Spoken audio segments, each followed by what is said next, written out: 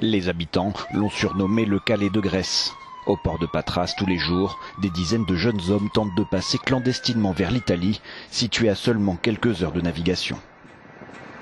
Les migrants à Patras n'attendent pas de réponse à leur demande d'asile. Ils préfèrent risquer leur vie et se cacher dans un camion à bord d'un ferry pour aller en Italie.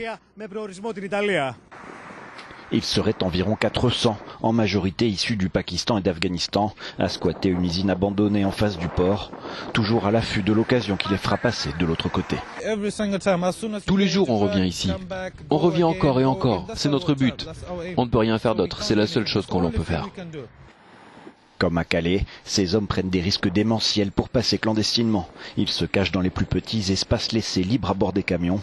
Pour éviter qu'ils ne passent en Italie, la police vérifie chaque véhicule avec des chiens et des rayons X, mais rien ne les ferait reculer. Pour les camionneurs, la situation devient alarmante.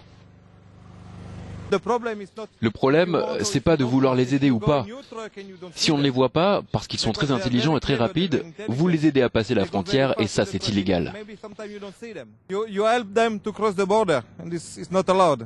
En 2017, près de 2600 personnes ont été arrêtées à bord de camions. Face à l'ampleur du problème, les autorités portuaires semblent désarmées. C'est comme le jeu du chat et de la souris. Ils essayent de rentrer dans le port et nous essayons de les repousser. Mais nous sommes moins nombreux qu'eux. Il ne faut pas pour autant utiliser la violence. Depuis l'accord signé entre l'Union européenne et la Turquie il y a près de 2 ans, le nombre d'entrées de migrants en Grèce a chuté. En 2017, il serait environ 30 000 à avoir passé la frontière.